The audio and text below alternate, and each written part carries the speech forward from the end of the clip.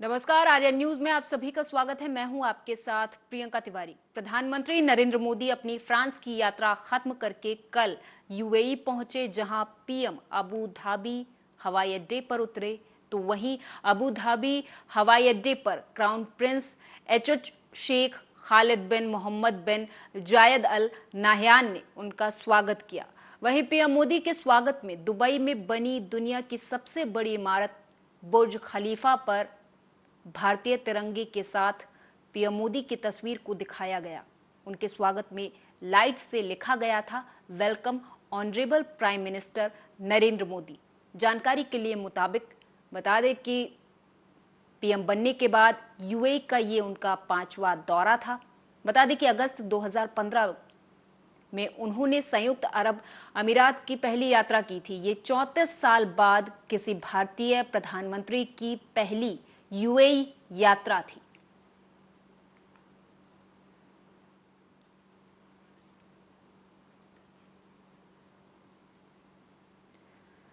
Mumbai police की अपराध शाखा ने शिवसेना यानी उद्धव बालासाहेब ठाकरे के सांसद संजय राउत को नोटिस जारी किया। इसके साथ ही उनसे महाराष्ट्र के मुख्यमंत्री कार्यालय के संबंध में अपने आरोपों से संबंधित सबूत पेश करने को कहा है। अपराध शाखा के एक अधिकारी ने कहा कि हमने संजय राउत को नोटिस जारी किया और उनसे मुख्यमंत्री कार्यालय के संबंध में लगाए गए आरोपों पर सबूत जमा करने को कहा है। जैसे ही संजय राउत सबूत सौंपेंगे, हम मामले की जांच करेंगे। सरकार कुछ नहीं कर रही। सरकार आंख खोलकर इंसान देख रही है सिर्फ। तो किसी भी एक नागरिक जो देश का है संवेदनशील, उसको फ्रस्ट्रेशन आ सकता है। सर, एक और सवाल जानेंगे। देवेंद्र फडणवीस कल नासिक में कहते हैं महाराष्ट्र के पूर्व मुख्यमंत्री उद्धव ठाकरे को ना राजनीति की नॉलेज है, ना बजट की नॉलेज, ना कॉपरेटिव सेक्टर का नॉलेज। वो देख लेंगे। तो आप बताइए किसको नॉलेज? आपको नॉलेज है। जिस तरह से आपने खोखे वाली सरकार बनाई है, ये नॉलेज हमको नहीं है, ये सच है। भ्रष्टाचार करना और भ्रष्टाचारियों को समर्थन देना, ईडी और सीबीआई का दुरुपयोग करके सरकारें बनाना, सरकारें गिराना, इसका नॉलेज तो हमें नहीं है। हम ये बात मानते हैं। अगर आपको ये नॉलेज है तो हमारी आपको शुभकामनाएं। बात ऐसी है कि इस बड़ा आंदोलन है, वहाँ की सरकार का अंतर्गत मामला। 2024 के लोकसभा चुनाव से पहले विपक्ष को एक और बड़ा झटका लगा है। यूपी में सुहेल देव, भारतीय समाज पार्टी के प्रमुख ओम प्रकाश राजभर एक बार फिर एनडीए में शामिल हो गए। उन्होंने दिल्ली में केंद्रीय गृह मंत्री अमित शाह से मुलाकात की। उसके बाद गठबंधन में शामिल होने का ऐलान किया। अमित शाह ने ट्वीट किया और कहा कि ओम प्रकाश राजभर से दिल्ली में भेंट हुई और उन्होंने प्रधानमंत्री नरेंद्र मोदी के नेतृत्व वाले एनडीए गठबंधन में आने का निर्णय लिया है। मैं उनका एनडीए परिवार में स्वागत करता हूं। राजभर जी के आने से उत्तर प्रदेश में एनडीए को मजबूती मिलेगी और मोदी जी के नेतृत्व में एनडीए के द्वारा गरीबों और वंचितों के कल्याण के लिए किए जा रहे प्रयासों को और बल मिलेगा। अब आपको वो ट्वीट दिखाएंगे जिसमें जेपी नड्डा ने, माफ कीजिएगा, अमित शाह ने ट्वीट किया और राजभर के एनडीए में शामिल होने की बात कही है। उन्होंने लिखा है कि ओम प्रकाश राजभर से दिल्ली में भेंट हुई और उन्होंने प्रधानमंत्री नरेंद्र मोदी के नेतृत्व वाले एनडीए गठबंधन में आने का निर्णय लिया है। इसके बाद उन्होंने लिखा कि मैं उनका एनडीए परिवार में स्वागत करता हूं। राजभर जी के आने से उत्तर प्रदेश में एनडीए को मजबूती मिलेगी। उन्होंने आगे लिखा कि मोदी जी के नेतृत्व में एनडीए के द्वारा गरीबों और वंचितों के लिए कल्याण के लिए प्रयास जो किए जा रहे हैं, उन्हें और बल मिलेगा।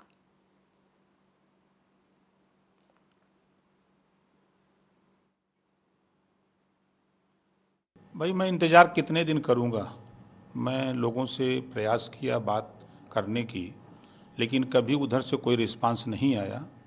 तो समाज हित में, देश हित में, गरीब, कमज़ोर, वंचित, शोषितों के हित में जो लड़ाई हम लोग लड़ते हैं, चाहे वो महिलाओं की हो, नौजवानों की, किसानों की हो, गरीब की, असहाय की हो, तो उस लड़ाई को आगे बढ़ाने के लिए जो काम भारतीय जनता पार्टी, माननीय देश के यशस्वी प्रधानमंत्री नरेंद्र मोदी जी के नेतृत्व में जो लड़ी जा रही है, माननीय गृह मंत्री अमित शाह जी, माननीय यूपी के मुख्यमंत्री योगी आदित्यनाथ जी के नेतृत्व में जो लड़ाई हो रही है, उस लड़ाई में हम लोगों ने कदम बढ़ाकर साथ चल करके इस लड़ाई को आगे बढ़ाने का प्रयास किया। देखिए, हम कभी झूठ नहीं बोलते। जो बात मैं कहता हूँ, डंके की चोट पर सीना ठोक के कहता हूँ, वो आपके सामने रहा। और इस नाते हम कोई भी चीज़ बात कहते हैं तो बहुत सोच समझ के कहते हैं। तो देखिए, अब इंतज़ार करिए आगे क्या क्या होता है। मैं सिर्फ इतना कहूँगा कि अब उत्तर प्रदेश में भारतीय जनता पार्टी, सुहेलदेव भारतीय समाज पार्टी और हमारे जो सहयोगी दल हैं, अब उत्तर प्रदेश में लड़ाई।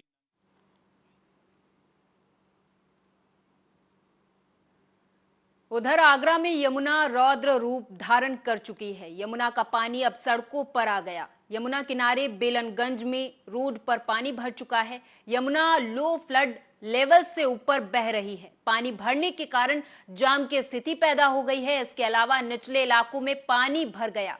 दयालबाग में खेतों में पानी भर गया है। वहीं ताजगंज शमशान घाट भी डूब गया है।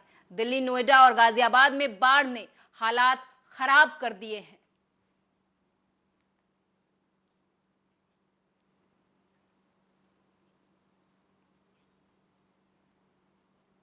जनपद अलीगढ़ के थाना क्वारसी स्थित जीवनगढ़ गली नंबर 10 में शाम को 2 बदमाशों ने एक युवक को गोली मार दी, जिसके बाद दोनों आरोपी घटनास्थल से फरार हो गए।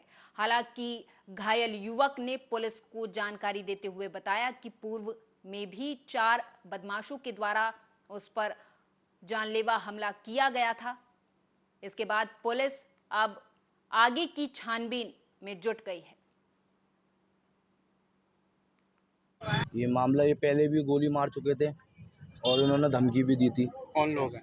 ये 3 लोग हैं, फैसल, अहमद और एक लड़का और है, नाम उसका। पूर्व में कितना टाइम हो गया गोली मारी थी पहले 3 महीने करीब हो कहाँ गए। लगी थी गोली? गोली भी पीछे पहले यहाँ लगी थी, यहाँ से पीछे आ गई थी।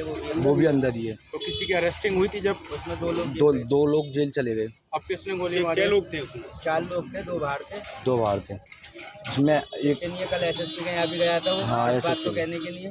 SSP के यहाँ भी जी गए थे। खान साहब के यहाँ जो भी गए। बाहर 2 लोग आरोपी रह गए हैं, उन्होंने गोली मारी? जी उसके साथ के ही हैं। हाँ, उसके साथ कहीं है अहमद, फैसल और एक और है, क्या नाम है उसका, नाम बोल रहा हूँ उसका, मोटा। क्या राउंड फायरिंग हुई है? 2 राउंड होगी। कहाँ लगी है गोली? पीछे से मारिया ये।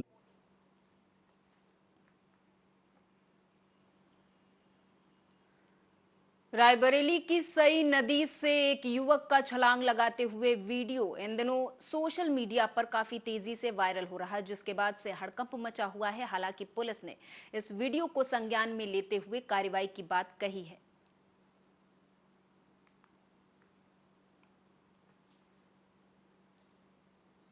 तो रायबरेली से ये खबर है, जहां पर एक युवक सई नदी में छलांग लगाते हुए देखा जा सकता है। हालांकि अब इसका वीडियो सोशल मीडिया पर काफी तेजी से वायरल हो रहा। इसके बाद पुलिस ने इस वीडियो को संज्ञान में लेते हुए कार्रवाई की बात कही है। ये कहा जा रहा है कि लापरवाही के चलते एक बड़ा हादसा हो सकता था, इस युवक की जान भी जा सकती थी। हालांकि पुलिस ने अब इस मामले को गंभीरता से लेते हुए कार्रवाई की बात कही है।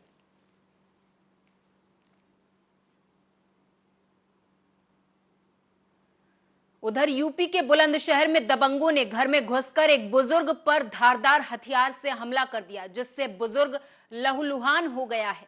बता दें कि बुजुर्ग को कई गंभीर चोटें आई हैं, जिन्हें इलाज के लिए नजदीकी प्राइवेट अस्पताल में भर्ती करा दिया गया था, जहां उनका इलाज किया जा रहा है। बता दें कि यह घटना कल रात 11 बजे की है, जब बुजुर्ग अपने घर पर सो रहा था कि तभी दबंगों ने घर में घुसकर धारदार हथियार से हमला बोल दिया।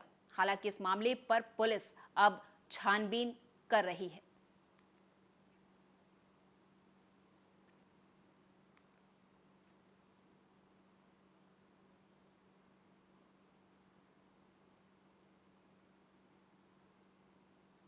एमपी के उज्जैन से खबर है, बताते चले कि एक दलित आदिवासी बीजेपी नेता ने खनिज निरीक्षक और गांव के दबंगों पर उसकी हत्या कराए जाने का आरोप लगाया है।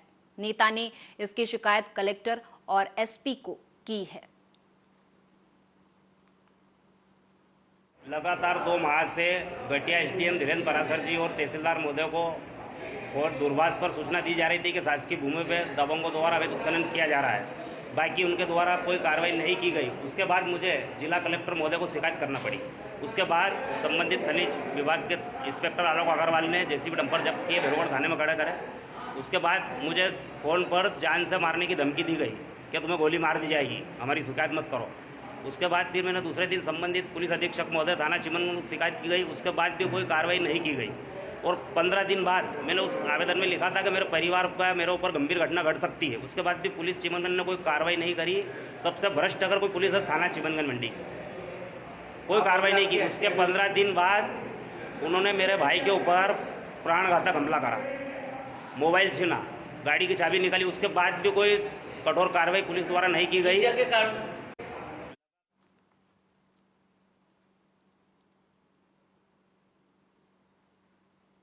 उधर एमपी के शिवपुरी में क्षत्रिय समाज के राष्ट्रीय अध्यक्ष राज शेखावत एक दिवसीय दौरे पर शिवपुरी पहुंचे, जहां वो एक होटल में क्षत्रिय समाज के लोगों से रूबरू हुए। वहीं क्षत्रिय समाज के राष्ट्रीय अध्यक्ष ने इस दौरान बातचीत में कहा कि क्षत्रिय समाज मध्य प्रदेश के विधानसभा चुनाव में ज्यादा से ज्यादा भागीदारी चाहता है और जो भी राजनीतिक पार्टियां क्षत्रिय समाज की भागीदारी सुनिश्चित करेगी, पूरे मध्य प्रदेश का क्षत्रिय समाज उनके साथ होगा। मध्य प्रदेश में विधानसभा चुनाव है और 27 अगस्त 2023 मध्य प्रदेश भोपाल में सुबह 10 बजे से क्षत्रिय एकता महापर्व का आयोजन समस्त क्षत्रियों द्वारा आयोजित होने जा रहा है। और बिल्कुल आप सही सोच रहे हैं, हम लोग विधानसभा चुनाव से पूर्व इन राजनीतिक पार्टियों को वोट की भाषा समझाने चाहते हैं और इन विधानसभा चुनाव में क्षत्रिय समाज को ज्यादा से ज्यादा हम भागीदारी दिलाना चाहते हैं। सत्ता में ज्यादा से ज्यादा भागीदारी दिलाने के लिए एक शक्ति प्रदर्शन है हमारा। हमने 100 ऐसी विधानसभाओं का सर्वे किया है जहां पे क्षत्रियों की संख्या भरपूर है। हमने राजनीतिक पार्टियों से, मौजूदा सरकार से कम 80 से 100 सीटों की मांग इस कार्यक्रम के माध्यम से रखने जा रहे थे।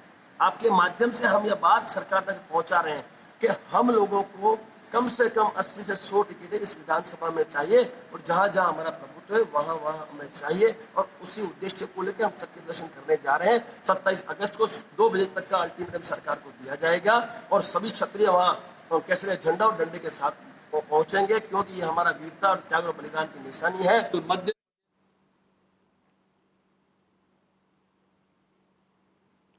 दतिया जिले के उन्नाव थाना क्षेत्र में बलात्कार और छेड़खानी की शिकार 2 बहनें हुई हैं। बता दें कि एक युवती गैंगरेप तो वहीं उसकी बहन के साथ छेड़खानी का मामला सामने आया।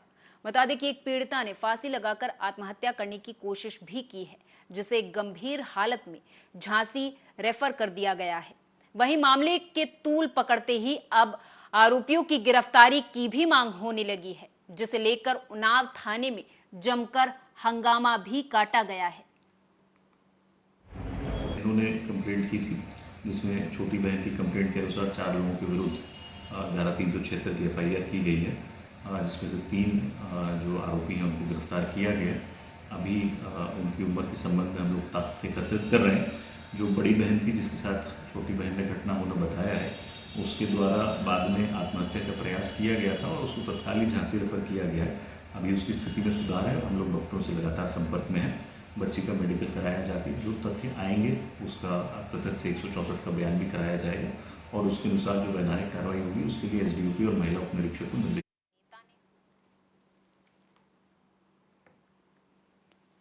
उधर सीहोर जिले के आष्टा में मुख्यमंत्री शिवराज सिंह चौहान के रोड शो के दौरान करनी सेना ने काले झंडे दिखाकर विरोध किया।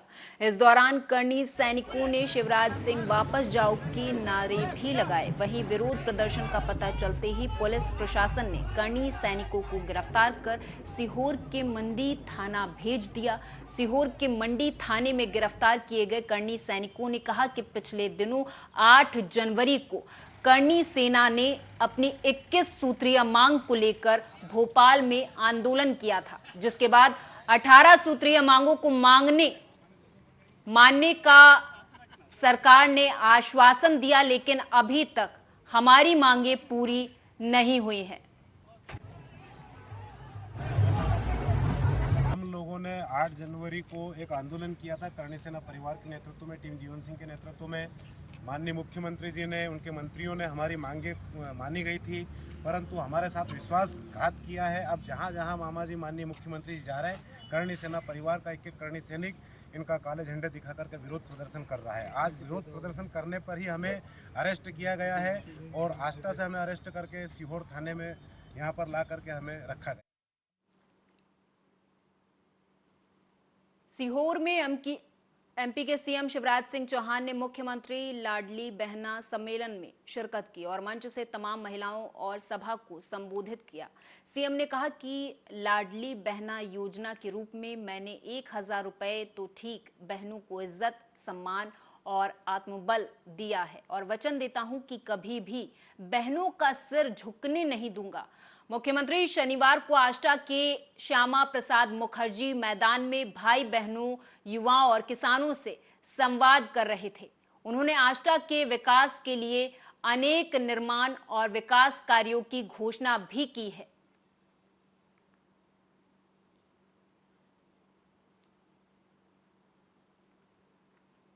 रेवाड़ी में एक बैंक मैनेजर ने खुदकुशी कर ली। बता दें कि उसका शव शहर के ही एक होटल के कमरे में फंदे पर झूलता मिला। हालांकि अभी ये साफ नहीं हो पाया है कि ये खुदकुशी के पीछे का कारण आखिर क्या रहा। सिटी पुलिस ने हालांकि शव को कब्जे में लेकर कार्रवाई शुरू कर दी है।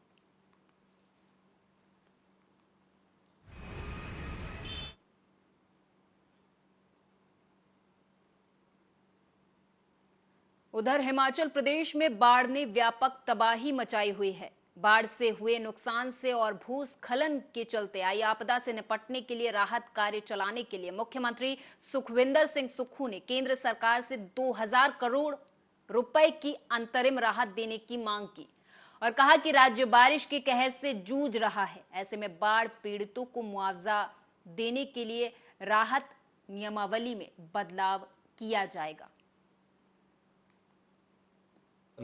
75,000 में से अभी तक जो हमारे पास रिपोर्ट आई है वो तकरीबन 67,000 पर्यटकों को हम निकाल चुके हैं। 12,000 से के करीब गाड़ियों को हमने मनाली से निकाल दिया है। मनाली शहर के इर्द गिर्द 90% जो टूरिस्ट है वो उसको हम निकाल चुके हैं। जो कुछ टूरिस्ट हमारा अभी फंसा है वो कसोल में है, तीर्थन वैली में है, सब सेफ है। सबको खाने पीने का हम इंतजाम कर रहे हैं, पूरी सामग्री वहाँ पहुँचा रहे हैं और इस आपदा के समय, इस त्रासदी के समय मैं कुल्लू की जनता का भी धन्यवाद करना चाहता हूँ, जिन्होंने मेहमानों को देवभूमि की संस्कृति से परिचय करवाया। 3 जगह रामशिला चौक में जब रात को गाड़ियों की लंबी लाइन हम निकाल रहे थे, 1 वे ट्रैफिक कर दिया गया। मंडी की तरफ से आने वाली सभी गाड़ियों को रोक दिया गया। लोग जल्दी में थे कि किसी न किसी तरह से निकले। 2-2 हज़ार गाड़ी ट्रैफिक में थी। पुलिस को सेक्टर्स में बांटा गया और वहाँ पीडब्ल्यूडी स्टाफ, हमारे जो पीडब्ल्यूडी सेक्रेटरी है, उन्होंने वहाँ खुद उसका निरीक्षण किया और हम पहले दिन जो ओट में फंसी हुई 2,500 गाड़ियां थी उनको निकालने में। एमपी की पूर्व सीएम उमा भारती ने सीहोर में बड़ा बयान देते हुए कहा कि हम प्रचंड मतों से चुनाव जीतेंगे, हम हारने के लिए चुनाव नहीं लड़ेंगे। उन्होंने कहा कि हम तो जीतने के लिए लड़ेंगे, इसमें मैं और अभी से क्या कुछ कहूं। पूर्व सीएम से जब पूछा गया कि चुनाव किसके नेतृत्व में लड़ा जाएगा, इसके जवाब में उन्होंने कहा कि ये जेपी नड्डा बता पाएंगे। प्रार्थना करूंगी कि हमारे राज्य का, हमारे देश का और पूरे संसार का सभी की भगवान रक्षा करे और कल्याण करे। इसलिए मैं गणपति बप्पा को प्रणाम करने आती हूँ। और ये जो हाथ में लिए हूँ, ये मेरे को दिया जाता है और ये महाकाल को चढ़ाया जाएगा गणपति बप्पा की तरफ से। हाँ बोलो। मध्य प्रदेश का जो चुनाव किसके नेतृत्व में लड़ा जाएगा? ये तो आपको जगत प्रकाश नड्डा से पूछना है। नहीं, अभी मोदी जी का नहीं, दिया है जगत प्रकाश नड्डा बताएंगे, वही ठीक है। तो सही शिक्षा में घोटाले को लेकर कांग्रेस आरोप लगा रही है कि इसमें व्यापम तीसरा आ गया। इसमें आपको अब हमारी पार्टी ने भी, हमारी सरकार ने भी शायद जांच की घोषणा कर दी है, तो सच सामने आ जाएगा। अरे हम प्रचंड मतों से जीतेंगे साहब। आपने आशीर्वाद दे दिया शिवराज जी को दोबारा? मैं तो शिवराज जी को क्या, सबको आशीर्वाद दे देती हूँ, तो उनको भी दे दिया। मैं तो जो मेरी जहाँ आएगा उसकी झोली खाली नहीं भेजती मैं। स्कूलों में तिलक लेकर के प्रतिबंध लगा रहे हैं। मुझे नहीं पता इसके बारे में, लेकिन तिलक को कलाबा लगाना बहुत निजता का अधिकार है। इसका हनन नहीं हो सकता, क्योंकि इसमें कोई अड़चन नहीं है। अड़चन आती है जिसमें कि आप कुछ ऐसा पहने जिससे दूसरे को समझ में ना आवे कि आप हैं कौन। अब इसमें तो कुछ ऐसा है नहीं ना, तिलक को कलाबा तो ऐसी जैसे बाल हैं, मूछ है, ऐसा है नया सच्चाई। लेकिन अगर आपकी बात में कोई सच्चाई है तो मैं इसका अनुमोदन करूंगी कि लोगों को तिलक का और कलाबा का